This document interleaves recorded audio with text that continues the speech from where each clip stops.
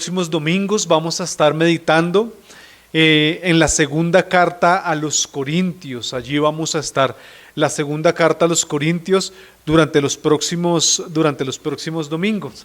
Hoy específicamente vamos a hablar sobre vamos a hacer una introducción a esta carta. Vamos a hacer una introducción y en esta introducción entonces vamos a hacer un panorama general de la carta a los Corintios y después los próximos domingos vamos a ir a lo específico, ¿no? A algo más puntual. Hoy en la introducción vamos a ver un panorama general y para mí es importante que nosotros podamos tener ese panorama para saber cómo vamos a estudiar esta segunda carta y de verdad quiera el Señor bendecir estos estudios, aplicar su palabra en nuestros corazones, fortalecernos como iglesia, también consolarnos, exhortarnos si es necesario y animarnos como iglesia en este tiempo. Así que antes de ir allí a la segunda carta a los Corintios y centrarnos en los dos primeros versículos en los cuales vamos a estar meditando, quisiera pedirles que por favor me acompañen en oración y juntos podamos entonces pedirle al Señor que sea en medio de nosotros. Padre, aquí están nuestras vidas, Señor, aquí está tu iglesia reunida, Dios.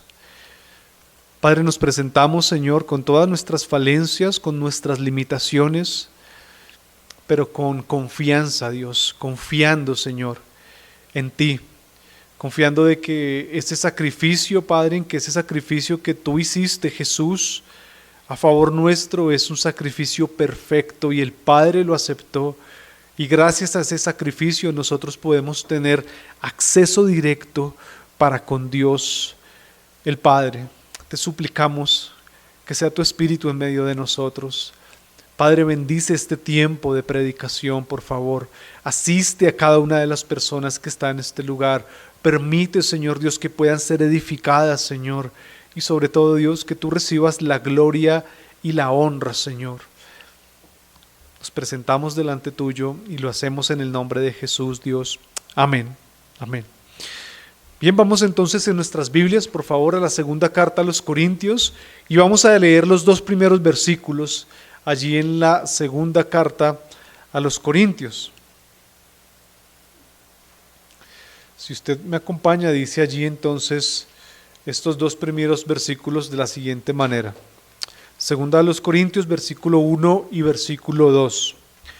Pablo, apóstol de Jesucristo, por la voluntad de Dios, y el hermano Timoteo, a la iglesia de Dios que está en Corinto, con todos los santos que están en toda Acaya, gracia y paz a vosotros de Dios nuestro Padre y del Señor Jesucristo. Amén. Amén. Bien, vamos a ver durante estos domingos cómo esta carta a los Corintios, la segunda, hay dos cartas que Pablo escribe, bueno, más cartas, pero dos cartas quedaron en el canon del Nuevo Testamento. Vamos a ver cómo esta carta está dirigida a una iglesia local. Esta carta, repito, está dirigida a una iglesia local. Fue escrita en un momento específico a un grupo de personas específicas a un lugar, donde esas personas estaban en un lugar específico. Bien, entonces vamos a ver hoy la introducción, vamos a hacer una introducción a esta segunda carta a los Corintios. Para hablar de esta introducción de la segunda carta a los Corintios, yo quiero ilustrar un poco lo que estaba pasando en la iglesia de Corinto en el primer siglo y quiero ilustrarlo con una fábula que es muy conocida, los niños tal vez están familiarizados y nosotros la escuchamos en algún momento, esta fábula de Esopo, que es sobre la liebre y la tortuga, si ustedes lo recuerdan. Se cuenta en esta historia, en esta fábula, que apostaron una carrera, una liebre, que es como un conejo, y una tortuga, ¿recuerdan? Y la liebre, pues obviamente, sabía que era mucho más rápida, el conejo era mucho más rápido que la tortuga, así que la liebre se confió y salieron al mismo tiempo, pero la liebre pues tomó mucha ventaja. Pasado ya más de la mitad del camino, la liebre decide descansar y tomar un sueño, podríamos decir, porque la tortuga se va a demorar mucho en llegar. Pero oh sorpresa que la liebre, el conejo queda muy dormido, cae bajo un profundo sueño y la tortuga lo pasa, y cuando la liebre se da cuenta de lo que está pasando, la tortuga ya había llegado a la meta. Así que ¿quién gana la carrera? La tortuga gana la carrera. ¿Qué nos habla esta fábula? ¿Qué es lo que nos enseña? ¿Cuál es la enseñanza que nosotros encontramos? No sean confiados, no sean confiados, no sean orgullosos y no sean arrogantes por aquellas tal vez habilidades que tengan. Y esto nos habla un poco de la condición de la iglesia de Corinto. Los corintios era una iglesia que era una iglesia llena de personas arrogantes. Ellos creían que ya habían llegado y les estaba pasando lo mismo que a esta liebre, lo mismo que a este conejo en esta historia. Ellos creían que ya habían llegado, ellos creían que ya no necesitaban ser amonestados, ellos creían que ya no necesitaban más enseñanza bíblica, ellos creían que ya habían llegado. Y Pablo entonces tiene que exhortar a estos hermanos y decirle, no sean orgullosos. Por causa de ese orgullo habían divisiones, ¿no? Pablo tiene que exhortarlo y escribe estas dos cartas con el ánimo de que los hermanos en Corinto se bajen de la nube. Se bajen de esa nube y se bajen de esa posición de orgullo y que dejen de ser engreídos. Ese es uno de los puntos que Pablo aborda y ataca en esta iglesia a los corintios. Estamos frente a la segunda carta. Tiene 13 capítulos, ahorita vamos a ver la división, 13 capítulos, pero acabamos de ver una primera carta donde Pablo aborda diferentes temas. Y él escribe a un grupo de personas, repito, específicas, en un momento específico, que estaban en un lugar específico, una iglesia local. Esta carta está dirigida a la iglesia local de los corintios y Pablo tuvo que escribir acerca de ese orgullo, de esa arrogancia, hermanos, que estaba trayendo división al interior de la iglesia. La iglesia se estaba dividiendo, ¿lo recuerdan?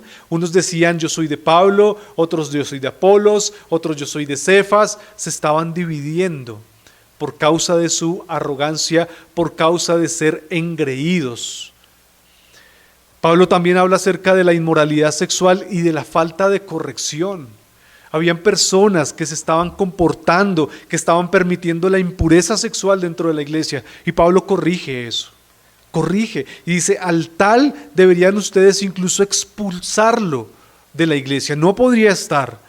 Él les escribe para corregirle acerca de las malas asociaciones que algunos cristianos hacían. Se asociaban mal.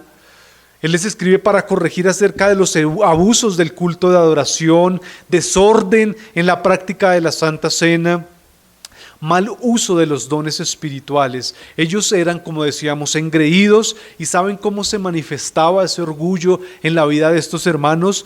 Eso se manifestaba siendo inmaduros. Era una iglesia de creyentes inmaduros. Pero ¿saben cómo? Un paso más allá.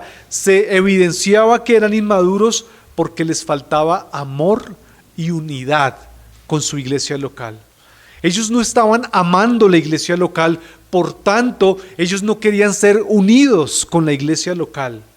Y en eso entonces se evidenciaba la inmadurez. Pablo anima a esta iglesia en la primera carta, 16 capítulos, escribiéndoles, animándolos, exhortándolos, 16 capítulos tocando todos estos temas, porque era una iglesia inmadura. Les anima al final de primera carta de Corintios a que sean generosos con sus ofrendas. Vamos a levantar una ofrenda para ayudar a los hermanos de la iglesia de Jerusalén y les anima para que ellos puedan ser generosos. Y ahí vemos nosotros la primera carta a los Corintios. Pregunta, aquí nos surge una pregunta. ¿Cómo recibieron los hermanos de Corinto esa carta que Pablo les escribió? ¿Tuvo el efecto que Pablo esperaba que tuvieran los hermanos de la iglesia? ¿Tuvo el efecto que Pablo esperaba que tuviera en la iglesia o no? Por lo que nosotros vemos en esta segunda carta y en otra carta que está en la mitad de estos dos, pareciera que no tuvo el efecto que Pablo quería que tuviera. Pareciera que ellos no aceptaron del todo la corrección, no la aceptaron del todo. Pareciera que una facción de la iglesia rechazaron la carta que Pablo escribió, primera de Corintios. Y por tanto, ¿sabe qué estaba pasando en la iglesia? Empezaron a rechazar la autoridad del apóstol Pablo. Empezaron a rechazar esa autoridad y era peligroso el terreno en el que empezaba a entrar esta iglesia. Así que para ya entrar en materia en el tema, en esta introducción, vamos a ver tres cosas en esta introducción a la segunda carta a los Corintios. Vamos a ver el autor de la carta, como vimos es Pablo, pero vamos a especificar algunas cosas. El autor de la carta, la audiencia, a quién es que Pablo le escribe, ¿no? Y la bendición, el saludo de bendición que Pablo le da allí a la iglesia. Primero, tres cosas vamos a ver. Primero, el autor de la carta, mire cómo empieza la carta, empieza hablándonos del autor, empieza diciendo Pablo, apóstol de Jesucristo, ¿por qué? Por la voluntad de Dios. Así que lo primero que nosotros entendemos es que Pablo escribe esta carta a los hermanos de Corinto. Pablo, el gran apóstol Pablo, conocido antes como Saulo, ¿no? Saulo de Tarso. Pablo era un gran hombre de Dios, con un trasfondo y una formación bien particular. Nosotros vemos que Pablo era un judío, o sea, era del pueblo judío, y era no solo un judío, sino que había recibido una formación rabínica. O sea, él había recibido una muy buena formación dentro de la religión judía. Era un verdadero judío.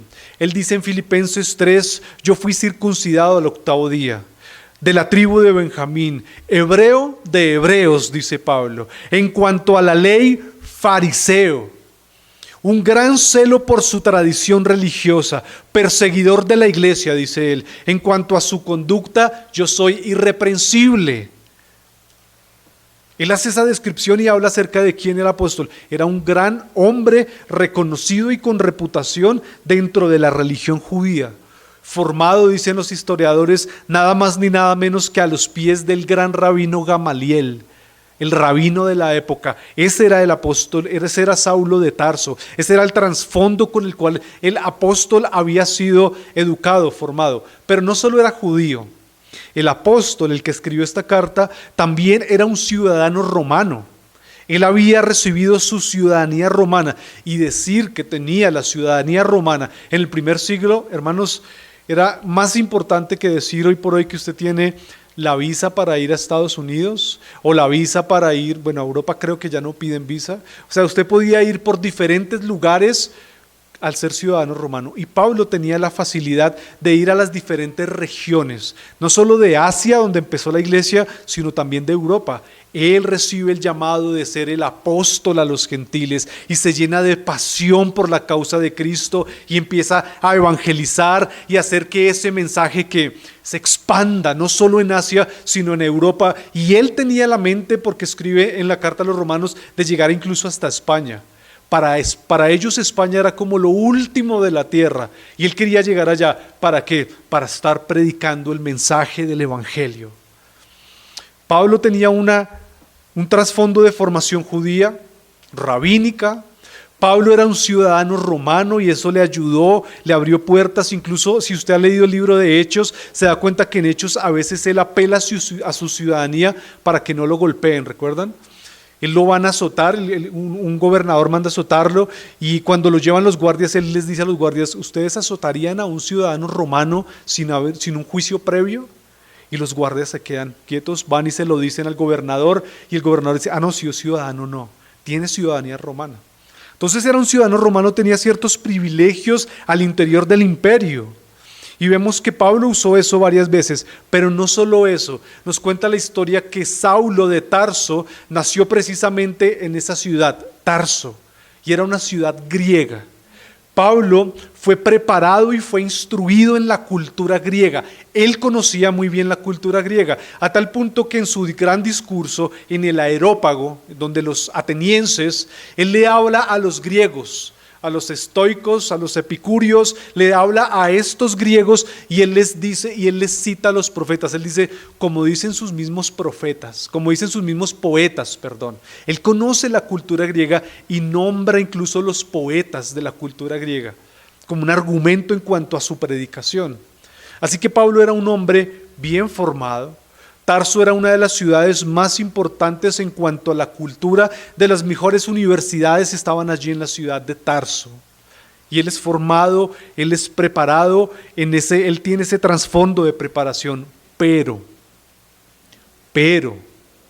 En Hechos capítulo 9 se nos narra que este Saulo de Tarso va camino a una ciudad llamada Damasco, ¿no? Persiguiendo a la iglesia de Cristo, participando en el asesinato de los creyentes. Él respiraba amenazas de muerte contra la iglesia de Cristo. Y él estaba persiguiendo a la iglesia porque quería acallar, quería acabar con la iglesia allá en Damasco. Y camino a Damasco se encuentra con el Señor Jesucristo. El Señor Jesucristo le aparece, no en una visión, le aparece el Señor Jesús resucitado. Y nos cuenta Hechos 9, que el apóstol cae de su caballo y el Señor le dice: Pablo, Saulo, Saulo, duro te es dar golpes contra el aguijón. ¿Por qué me persigues? Estaba persiguiendo a la iglesia. Jesús le dice: ¿por qué me persigues? Duro te es dar golpes contra el aguijón. Y Saulo le dice: Señor, ¿qué quieres que haga? Pablo experimenta su nuevo nacimiento en ese momento. Ahora vemos entonces a un hombre bien preparado, intelectualmente, religiosamente, pero ahora Pablo experimenta un nuevo nacimiento. Y ese hombre entonces ahora tiene nuevas convicciones en su vida. ¿Saben qué dice él en Filipenses 3? Este hombre que nace de nuevo en Filipenses 3 dice: todo eso que yo tenía antes, ahora lo tengo, y para mí, eso que tenía como ganancia, lo estimo como pérdida, por amor de Cristo. Y aún más, dice el apóstol, yo estimo como pérdida todas las cosas en vista del incomparable valor de conocer a Cristo Jesús, mi Señor, por quien lo he perdido todo y lo considero como basura, a fin de ganar a Cristo y ser hallado en Él. Pablo, el apóstol Pablo, ese Saulo que perseguía a la iglesia, ahora había encontrado a la perla de gran precio. El evangelio le había sido revelado. Él estaba dispuesto a venderlo todo, a dejar todo por el Señor Jesucristo. Y lo hizo. Pablo experimentó rechazo, dificultades económicas. Los mismos judíos lo buscaron después para matarlo. ¿Todo por qué? Por la causa de Cristo. Ahora este hombre que escribe esta carta tiene unas nuevas convicciones en su vida y está convencido de la verdad del evangelio, a tal punto que pone en riesgo su vida para llevar ese mensaje. Ese es el autor. Conocemos un poco acerca del autor de la segunda carta a los Corintios, pero me gusta lo que dice más adelante. Dice: Pablo, apóstol de Jesucristo por la voluntad de Dios. Apóstol. ¿Saben por qué? Y algunos comentaristas llegan a este punto. Él dice que es el apóstol porque en 2 de Corintios a Pablo, antes de escribir esta carta, él recibe un feroz ataque contra su autoridad apostólica. Se habían infiltrado en la iglesia falsos maestros y falsos apóstoles. Así que él empieza diciendo: yo soy apóstol de Jesucristo. ¿Y saben por qué soy apóstol de Jesucristo? Por la voluntad de Dios. Porque Dios quiso que yo fuera un apóstol, que yo llevara el mensaje del evangelio de Cristo. Apóstol de Jesucristo, dice ahí. Pablo fue instruido por el mismo Señor Jesús. Después de su conversión camino a Damasco, el apóstol pasa 3 años en Arabia. ¿Lo recuerdan? 3 años pasa el apóstol en Arabia recibiendo formación del mismo Señor Jesús. Después de pasados 3 años, el apóstol se une a la iglesia. Llega a la iglesia, antes no. Así que él estuvo siendo formado y preparado por el mismo Señor Jesús a través de su Espíritu. El apóstol de Jesucristo, el último apóstol llamado, es este hombre llamado el apóstol Pablo, y él lo dice como autor de esta carta.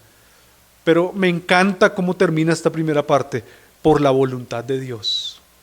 Por la voluntad de Dios. Él era un portavoz, él era el heraldo del rey. Él no se consideraba una persona importante, y vamos a ver en 2 Corintios cómo Pablo no se considera una persona importante. Dice: yo soy un mero mensajero del rey, del verdadero rey. Él era apóstol porque Dios así lo había querido. En Gálatas 1:15, narrando algo de su conversión, miren lo que él dice: cuando Dios, que me apartó desde el vientre de mi madre y me llamó por su gracia, tuvo a bien revelarme a su Hijo en mí para que yo lo anunciara entre los gentiles. Esto pasó y yo lo hice. Yo empecé a anunciar a Cristo entre los gentiles, pero él sabía que era Dios el que lo había llamado. Era Dios. Nosotros vemos en la vida de los profetas cómo ellos son conscientes que es Dios quien los llama. Jeremías 1:5, cuando el profeta Jeremías recibe el llamado de ir a hablarle a este pueblo necio y terco, dice: antes que yo te formara, le dice el Señor, en el seno materno te conocí. Antes que nacieras, te consagré y te puse por profeta a las naciones, Jeremías. Es Dios quien nos llama a nosotros. Así que si nosotros creemos que estamos aquí porque hemos sido muy buenas personas o tenemos mucho conocimiento o hemos sido muy dotados, el apóstol nos aclara que nosotros estamos en Cristo por la voluntad de Dios, porque Él así lo ha querido. Y esto debería a nosotros animarnos. Esto debería a nosotros entusiasmarnos porque es Dios. Esta semana vimos una película con mi esposa. La verdad, a veces entre semana casi no nos queda mucho tiempo, pero cuando nos queda sacamos el rato y compartimos. Vimos una película donde se narra la historia de una comunidad en China y había un emperador, estaba el emperador allí en China y empezaron a ser atacados por bandos enemigos. Y el emperador entonces empieza a reclutar hombres para que peleen por él y por el reino, por el imperio de China. Entonces salen los emisarios y llaman a las personas pueblo por pueblo para que se unan al ejército del emperador y peleen por el emperador. Pero ¿saben qué me llamó la atención dentro de la cultura y esta historia? Es que cuando se iba a hacer el llamado, para los que eran llamados era un honor ser llamados. Para ellos era un honor ser llamados por el emperador. Era una obligación ir a pelear en nombre del emperador, pero también era un honor para ellos. Y llegaban toda la escenografía así de la cultura y empezaban a decir: de la familia tal, un hombre, de la familia tal, otro hombre. Van llamando a las personas y ellos de una manera honrosa aceptan el llamado y de una manera gozosa van y se ponen en las filas de guerra para pelear por el emperador y por el imperio. Y hacíamos un comentario con mi esposa: qué bonito como lo asumen, con esa honra, ¿no? Y en Japón está la cultura esa de samurái, y hay honra y lealtad, y hay unas inscripciones en las espadas que hablan acerca de la lealtad, la honra, la verdad, y están ahí. Yo decía, qué bueno cuando nosotros, y lo podamos entender, cuando entendemos que a nosotros nos llama el emperador de emperadores, el rey de reyes, es el que nos llama a nosotros. Y Pablo dice: por la voluntad de Dios, el Señor me escogió para que yo haga parte. Es un motivo de honra y de honor poder hacer parte del ejército del pueblo del Dios viviente. Lamentablemente, los corintios no lo veían así. Lamentablemente, muchos cristianos hoy por hoy no lo ven así. Y empieza a ser una carga el hecho de servirle a Dios, de hacer parte del pueblo de Dios. Pablo dice: yo soy apóstol de Jesucristo porque así Dios lo quiso, así Él lo quiso. Y conforme entonces a esa voluntad, ahí estaré al frente, ahí voy a servirle al Señor.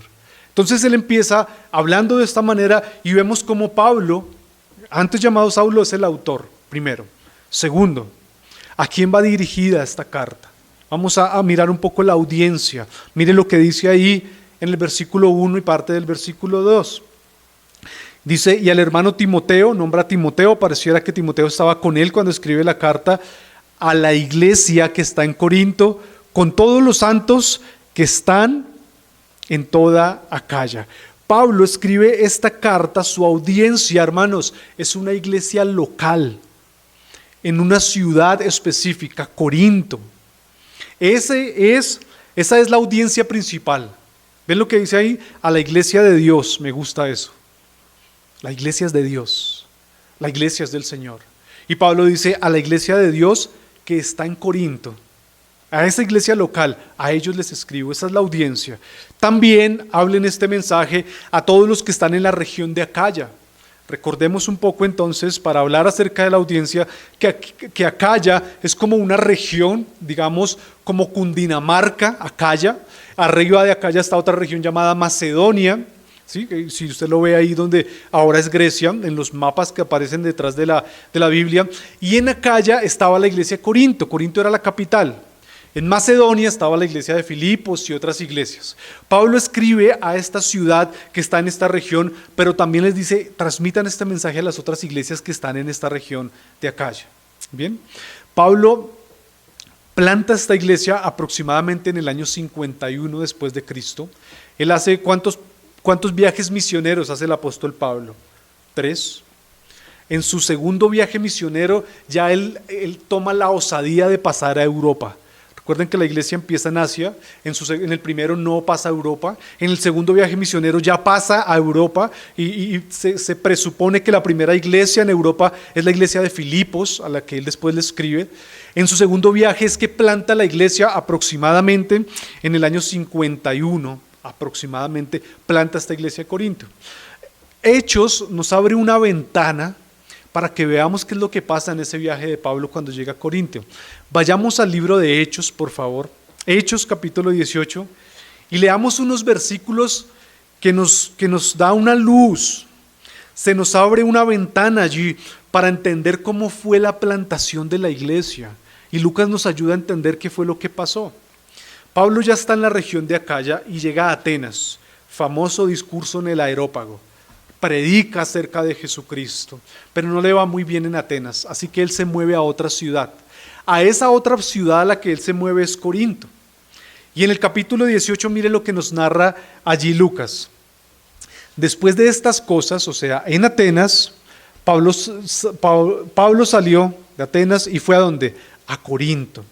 Y cuando llegó a Corinto, halló a un judío llamado Aquila, natural de Ponto, recién venido de Italia, con Priscila su mujer. Por cuanto Claudio había mandado que todos los judíos saliesen de Roma, fue a ellos. Y como era el mismo oficio, se quedó con ellos y trabajaban juntos, pues el oficio de ellos era hacer tiendas, y discutía en la sinagoga todos los días de reposo, y persuadía a los judíos y a los griegos. Y cuando Silas y Timoteo vinieron de Macedonia, Pablo estaba entregado por entero a la predicación de la palabra, testificando a los judíos que Jesús era el Cristo, pero oponiéndose y blasfemando estos, les dijo, sacudiéndose los vestidos, vuestra sangre sea sobre vuestra propia cabeza. Yo limpio, desde ahora me iré a los gentiles. Y saliendo de allí, se fue a la casa de uno llamado Justo, temeroso de Dios, la cual estaba junto a la sinagoga. 7 versículos. ¿Qué es lo que nos habla aquí Lucas? Nos dice, Pablo salió a Corinto y cuando llegó a Corinto, también fue de una vez a la sinagoga. Pablo se iba de frente, hermanos. Y él llegaba a la sinagoga a predicarle a los judíos. Ahí les empezaba a predicar de Cristo. Y cuando llegó a Corinto se encontró con una pareja muy querida, de creyentes también, que eran desplazados de Roma, con Aquila y con Priscila. Así que él se hace amigo de Aquila y se hace amigo de Priscila, y es interesante que el apóstol, cuando habla acerca de ellos, Lucas habla acerca de ellos, dice que trabajaban en lo mismo. ¿En qué trabajaban? Haciendo tiendas. Aquila y Priscila, Pablo se unen para hacer tiendas, para vivir de ese sustento mientras Pablo está predicando. Llega un momento en el que Pablo ya puede dedicarse de lleno a la predicación ahí en Corinto. ¿Cuánto dura Pablo en Corinto? 1 año y medio. Ahorita vamos a ver, 1 año y medio. Pero Pablo ve que no hay fruto en la sinagoga. Predica y no se convierten. Así que él se va, todo enojado. Pero es hasta chistoso lo que dice. ¿Para dónde se va? A una casa al lado, ¿no? Yo pensé que iba ahí, cuando yo leía, se fue enojado, se fue de la ciudad. Se va a una casa al lado de un hombre llamado Justo. Parece que era creyente. Y él entonces en esa casa que sigue predicando el evangelio. Y mire lo que pasa en Corinto. Versículo 8. Y Crispo, el principal de la sinagoga, creyó en el Señor con toda su casa. Uno de los principales de la sinagoga, un judío, creyó en Jesucristo, y muchos de los corintios oyendo creían y eran bautizados. Se vio fruto. Uno de los de la sinagoga, un judío, un rabino que enseñaba, se convirtió.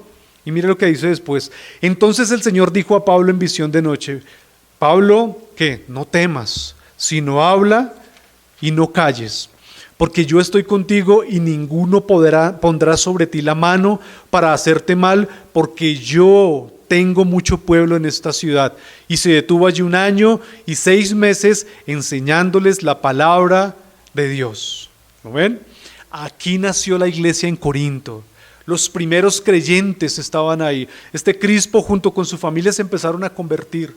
Entonces Pablo pareciera que se quería ya mover, pero Dios le dice: Pablo, no temas, quédate en esta ciudad, porque yo tengo mucho pueblo reservado para mí. Muchas personas se van a convertir. Yo leía esto y yo decía: Señor, quieras tú, Dios, quiera Dios tener mucho pueblo en esta ciudad de Bogotá, y que nosotros podamos predicar y animarnos a hacerlo para que el Señor vaya haciendo la obra. Y entonces, como vio que el Señor le dijo que se quedara, se quedó 1 año y medio plantando y pastoreando esta iglesia. Luego él se mueve, se va otra vez hacia Jerusalén, y en el tercer viaje misionero empieza a recibir noticias de esta iglesia, como que no les va muy bien. O sea, se dedicó ahí un tiempo, no les iba muy bien. Escribe entonces primero a los Corintios, luego Pablo escribe una carta, vamos a ver 2 de Corintios, que es una carta fuerte. La carta fuerte se conoce, un lenguaje muy fuerte de Pablo, porque ellos no recibieron bien la primera carta. Entonces escribe una carta fuerte y esa carta no queda dentro del canon, ¿no? Luego Pablo ve que no hay resultados, hace un viaje rápido, atraviesa el Egeo, él da toda la vuelta y va en tierra en el tercer viaje, pero ahora hace un viaje rápido para ayudar a la iglesia, y la iglesia no lo recibe bien, a tal punto que cuando Pablo viaja, allí como improvisado y rápido, se le enfrentan unas personas de la iglesia, y pareciera que lo increpan cara a cara, y lo tratan mal, y cuestionan su autoridad como apóstol. Por eso él tiene que escribir después la 2 carta a los Corintios, y defienden en un sentido su apostolado. Más o menos se calcula que Pablo escribió 4 cartas a esta iglesia local. Nos quedaron 2 porque así el Señor lo quiso dentro del canon, y estas 2 nos dan a nosotros suficiente luz. Esta iglesia de Corinto era una ciudad opulenta, de personas importantes, era una cosmopolita, recuerden, donde había mucha diversión, mucha maldad. Algunos la nombraron como Las Vegas del mundo griego. Ahí se planta esta iglesia. Y cuando uno ve el contexto, uno dice: con razón tantos problemas. A estos creyentes les estaba tocando duro, la presión mundana, la presión que recibían era fuerte, a tal punto que se acuñó un término de corintianizarse, como darse a la perdición. Y es un término que se acuñó en la región. Vamos a corintianizarnos, o esta persona se corintianizó, o sea, se perdió, fue la perdición. Ese era más o menos el contexto de esta iglesia allí en Corinto, una iglesia local en medio de esta ciudad difícil, pero allí el Señor empezó a orar. Allí se levantó esta iglesia. Ese grupo de personas dice la iglesia de Dios, o sea, apartadas por Dios. Era un grupo de personas, una asamblea de creyentes, las cuales Dios dirigía allí en medio de esta ciudad. Dice un comentarista al respecto: y de todo el mundo en general, Dios continúa llamando a su pueblo. De todos los lugares del mundo, Dios continúa llamando a su pueblo y lo congrega a una gozosa asamblea de quienes sus nombres están escritos en el cielo. Esa es la iglesia, y esa iglesia es de Dios porque es de Jesucristo. Pablo, apóstol de Jesucristo por la voluntad de Dios, y Timoteo, a la iglesia de Dios que está en Corinto, y a todos los santos, si me gusta esa palabra, santos, que están en Acaya. Santos. Hermanos, toda persona, todos que han experimentado el nuevo nacimiento, la regeneración en su vida, son personas santas, apartadas para Dios. En teología eso se conoce como la santificación posicional. Somos traídos del reino de las tinieblas al reino de la luz. Ahora nuestra posición nos hace ser santos, apartados, todos. Y Pablo ve a estos hermanos difíciles, complicados, como santos, apartados. Hay otra santificación, ¿recuerdan? Que es la santificación progresiva. En esa estamos todos nosotros. Posicionalmente es Dios el que lo hace. Nos trae del reino de las tinieblas al reino de la luz. Permite que nosotros nazcamos de nuevo. Progresivamente somos responsables de crecer. En teología se conocen como las 3 P's de la santificación: posicional, progresiva y perfeccionada en gloria. Tendremos esa santificación de una manera perfecta. Y Pablo, a veces nosotros leemos y perdemos estos detalles, ¿no? Le dice a la iglesia: santos, apartados para Dios. Con mucha inmadurez, sí. Con algo de carnalidad todavía, sí, pero santos. A ellos está escrita esta carta. Y lo tercero es que vemos la bendición en el saludo de Pablo. Después de que el apóstol los habla de ellos como la iglesia de Dios, como esos santos que han sido apartados para Dios, él, mire lo que dice allí en el versículo 3. Gracia y paz a vosotros de Dios nuestro Padre y del Señor, dice, gracia y paz a vosotros de Dios nuestro Padre y del Señor Jesucristo. Hay una bendición, un saludo con una bendición. Pablo les dice: iglesia, gracia y paz. Que la gracia de Dios los alcance, que la paz del Señor esté en medio de ustedes, les dice el apóstol. Este saludo es una bendición acerca de la disposición de Dios para bendecirnos. La gracia es la disposición que Dios tiene de bendecirnos. Dios nos bendice porque Él quiere hacerlo, no porque seamos buenos, no porque nos comportemos bien. Él nos da gracia y nos ama por el puro afecto de su voluntad, porque Él quiere hacerlo. Y qué bendición que nosotros podamos experimentar esa gracia. Dice el apóstol: gracia se ha dado a ustedes, gracia y paz. Esa paz nos habla de una buena disposición. Cuando hablamos de paz, hablamos de la ausencia de conflictos entre ambas partes. Así que el apóstol desea tener paz con ellos. Tenía unos problemas serios allí. Tenía unas peleas, como nosotros decimos, casada con algunos hermanos, pero él dice: paz, esto yo quiero solucionarlo, y de hecho lo vamos a solucionar. Pablo, hermanos, no evadía los problemas. Pablo estaba allí y él quiere decirle a estos hermanos que sea esa gracia, que siga esa disposición de Dios para bendecir, pero que también haya paz en medio de ellos. La gracia y la paz, hermanos, proceden de Dios nuestro Padre, dice ahí, y del Señor Jesucristo. Esa gracia y esa paz proceden de nuestro Padre y del Señor Jesucristo. Y ya que esa gracia y paz proceden de Dios, nosotros, los que hemos sido alcanzados por esa gracia, le debemos confiar más nuestras vidas a Dios. Le debemos fidelidad y lealtad a ese Dios. Le debemos obediencia a ese Señor que nos ha alcanzado con esa gracia. Gracia y paz, dice el Señor Jesucristo, por medio del Señor Jesucristo, perdón. El autor, el apóstol Pablo, la audiencia, este grupo de personas en medio de esta ciudad cosmopolita, el saludo, gracia y paz. Bien, un panorama general, de esta carta, un panorama general. Vamos a ver. Hay 3 cosas en general que nosotros vemos en esta carta, un panorama general. Lo primero que nosotros vemos, hay 3 grandes secciones. ¿Cuántos capítulos tiene Segunda de Corintios? 13 capítulos. La primera carta tenía 16. Un panorama general, porque después vamos a ir a lo específico, la podemos nosotros dividir en 3 grandes secciones. Primera sección: el apóstol del capítulo 1 al 7 explica el ministerio que Dios le ha dado a él y lo defiende. Del capítulo 1 al 7 explica el ministerio que Dios le ha dado a él, hermanos, y lo defiende por el bien de la iglesia. Pablo explica por qué también no ha podido irlos a ver. Recuerdan que en 1 Corintios él termina diciendo: y estoy pronto a verlos. Parece que estaban hablando mal del apóstol, se dan cuenta, Pablo no es de palabra, no ha venido a vernos. Él en 2 Corintios explica por qué no ha podido ir. El Señor lo ha tenido en otra misión, pero después los visita. Entonces, capítulo 1 al 7, primera gran sección. Vemos cómo el apóstol habla de su ministerio, vemos cómo el apóstol hace una defensa de su apostolado y le tocó llegar hasta allá.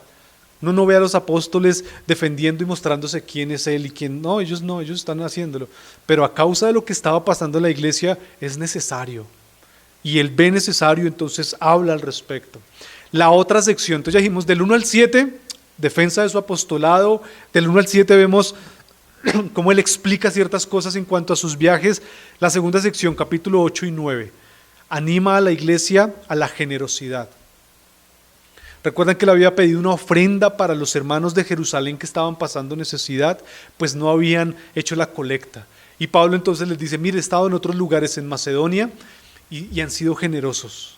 Y los anima para que sean generosos. Ahí vamos a estudiar cómo Pablo anima a la iglesia a la generosidad, capítulo 8 y 9. Y capítulo 10 a 13 es la otra tercera sección. Ahí cambia el tono de la carta. Vamos a verlo cuando lleguemos allá. A partir del capítulo 10, el tono de la carta cambia, porque Pablo explica sus viajes, habla de su ministerio, pero de un tono, podríamos decir, un poco cordial. Está explicando, los anima para que lo den gozosamente, pero a partir del capítulo 10 ya escuchamos otro Pablo. Algunos eruditos dicen que pareciera que fuera otra carta que se pegó, pero nosotros podemos creer que a la luz de los problemas en Corinto, Pablo necesita cambiar el tono. ¿Saben por qué? Porque a partir del capítulo 10, 11, 12 y 13, esa última sección, Pablo va a confrontar y va a hacer una defensa a la iglesia de los falsos apóstoles y falsos maestros. Así que Pablo cambia el tono. Ya no les va a hablar de una manera tan amorosa, aunque inspirado y lleno de amor lo hace, ya ahora va a confrontar, porque hay falsos maestros y están poniendo en riesgo la unidad e incluso la existencia de la iglesia. La existencia de la iglesia. Él les advierte en el último capítulo que va a ir a verlos y ya no los va a ir a ver como lo hizo antes. Si tengo que amarrarme mejor los pantalones, ir a hablar con ustedes y tengo que sacar a aquellos falsos apóstoles que están dañando a la iglesia, hermanos, lo voy a hacer, dice el apóstol. Entonces vamos a ver esa última sección donde él ya habla de una manera diferente. Decíamos ahorita, como lo decimos en nuestro lenguaje popular, Pablo se para duro por la iglesia y no va a permitir que se dañe la iglesia local por causa de estos falsos apóstoles y por causa de estos falsos maestros. Así que eso es un panorama general, 3 grandes secciones, del 1 al 7, la otra sección 8 y 9 y la otra sección del 10 al 13. Ese es el panorama general. Repito, los otros domingos vamos a ir a lo específico. Hermanos, vemos temas teológicos también en esta carta. Hay muchos temas, pero vemos que esta carta, aunque es eminentemente personal, ojo a esto, en esta carta vamos a conocer parte del carácter del apóstol Pablo. Él habla de sus sufrimientos. Él habla de las cosas buenas y malas que le pasaron. Él abre su corazón. En 1 Corintios no mucho. 1 Corintios da instrucciones.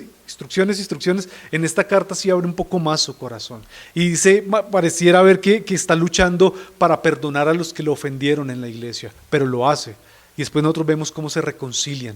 Pero él abre su corazón y habla de sus luchas. Pablo habla de las dificultades que él pasa. Mire, el apóstol pasó muchas dificultades, escasez, golpes, azotes. Él lo va a decir en el capítulo 12. Alguien decía, pareciera que el apóstol Pablo cada vez que llega a una ciudad, ¿no? Él iba en su viaje misionero, cuando uno llega a una ciudad dice, bueno, ¿a dónde están los hoteles de esta ciudad? ¿No?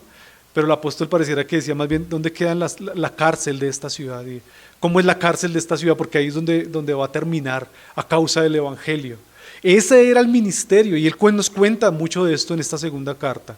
Entonces es una carta muy personal, pero nos habla acerca de otros temas, nos habla de ese Dios que consuela. Nos habla de la victoria de Cristo en la resurrección, nos habla acerca de la garantía de nuestra salvación.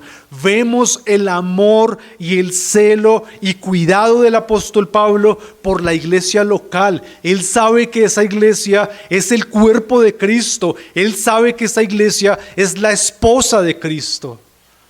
Y él no va a dejar que la mancillen, que la dañen, que la dividan. Vemos la importancia que le da el apóstol Pablo a la iglesia local. Eso es parte de los temas teológicos que nosotros vamos a ver. Bien, esta es la introducción, ¿no? Y un panorama general, muy general de lo que vamos a ver en estos 13 capítulos, si el Señor lo permite. Aplicación. ¿Qué aplicación podríamos nosotros sacar de esta introducción? de esto que vemos del autor de la carta, de la audiencia, de los que reciben la carta y ese grupo de personas. ¿Qué aplicación podemos sacar nosotros de este panorama general? Bueno, esta carta nos va a ser muy útil a nosotros y va a ser muy útil que la podamos estudiar. ¿Saben por qué?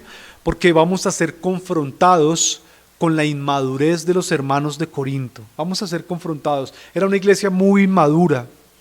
La inmadurez de estos hermanos se reflejaba en su comportamiento. Pregunta, a manera de aplicación, ¿y cómo nos sirve a nosotros esto el día de hoy? Pregunta, ¿cómo se reflejaba la inmadurez en esta iglesia? ¿Qué era lo que estaba pasando que Pablo tiene que decirles? Yo quise hablarles a ustedes como espirituales, pero me toca hablarles como a niños en la fe. Siguen con las mismas niñerías, siguen comportándose de la misma manera. ¿Qué es o cómo se refleja esa inmadurez? Hermanos, cuando nosotros vemos 1 Corintios y 2 Corintios, nosotros nos damos cuenta que la iglesia carecía de amor, carecía de compromiso y carecía de unidad. Las personas que estaban allí no amaban esta iglesia. Por eso él tiene que escribir 1 Corintios 13, el amor. Ustedes son muy pilos, tienen muchos dones, pero no se aman, inmadurez. Y en 2 Corintios vamos a ver eso un poco también. Ustedes están en la iglesia, pero no se quieren comprometer con la iglesia. Ustedes están en la iglesia, pero no se quieren unir a la iglesia. Ese era el problema. Ellos se dividían y habían facciones. Habían unos que sí y otros que no. Pablo tiene que entonces escribir estas cartas porque se evidencia esa inmadurez. Faltaba amor, faltaba compromiso y faltaba unidad. La madurez de un creyente, hermanos, está directamente es proporcional a la unidad que este creyente tenga con su iglesia local. ¿Quieren ver un creyente maduro? Muéstreme qué tan unido está ese creyente con su iglesia local. ¿Qué tanta unidad se percibe en la vida de este creyente con su iglesia local? Muéstreme un creyente maduro y entonces vamos a ver a alguien que ama y está unido a su iglesia local. En eso se evidencia la madurez. Por eso Pablo tiene que escribir estas dos cartas. Jóvenes, niños, padres de familia que nos escuchan hoy, la madurez no depende de la edad. Jóvenes pueden animarse porque nosotros podemos y ustedes pueden desde su juventud ser maduros en el Señor, no depende de la edad. Hay personas que tienen cierta edad que uno esperaría más madurez espiritual y a veces los jóvenes se sienten poco porque no la pueden, no depende de la edad. Nosotros vemos a un joven Timoteo, maduro en la fe, que tuvo que lidiar con muchas cosas, y vemos a un hombre como Pablo ya pasado en años que reflejaba eso, pero preocupados porque en la iglesia local no se estaba viendo. Así que esta carta nos va a ayudar a nosotros como iglesia, pero evaluemos y preguntémonos a la luz de este panorama de 2 Corintios, ¿qué tan unido está usted a su iglesia local? ¿Qué tanto amor usted ha desarrollado por las personas de la iglesia local? A veces nosotros decimos, ay, sí, la iglesia del Señor, y nos convertimos en cristianos de internet, ¿no? Muchas charlas, muchos estudios, muchas cosas, pero poco con la iglesia local. Yo prefiero a veces que no sepan tanto de internet. A veces me dicen, pastor, ya escuchó a este predicador, pastor, usted ya vio este artículo, pastor, y gracias a Dios hay muchos medios. Pero si hay una preocupación en mí y si hay algo que debería a nosotros mover nuestros corazones, es la pasión por la iglesia local. La unidad de nosotros como iglesia, el amor de nosotros con su iglesia, porque en esto van a conocerse que son mis discípulos, en que se amen como yo los he amado, dijo Jesús. Así que esta carta va a ser muy útil y a manera de aplicación podríamos empezarnos a preguntar nosotros en qué parte de esa madurez estamos, y sin importar en la que estemos, hermanos, el Señor nos da esa gracia para poder crecer y estar unidos en madurez a nuestra iglesia local, no al predicador de internet, no a la persona del bar, a la iglesia. Ese es el propósito, hermanos, y ese es el diseño de Dios. Y por esa razón, Pablo escribe 1 y 2 Corintios. Por eso yo sé que a manera de aplicación va a ser de mucha bendición para nosotros como iglesia poder estudiar las verdades que aquí encontramos. Amén. Vamos entonces a orar.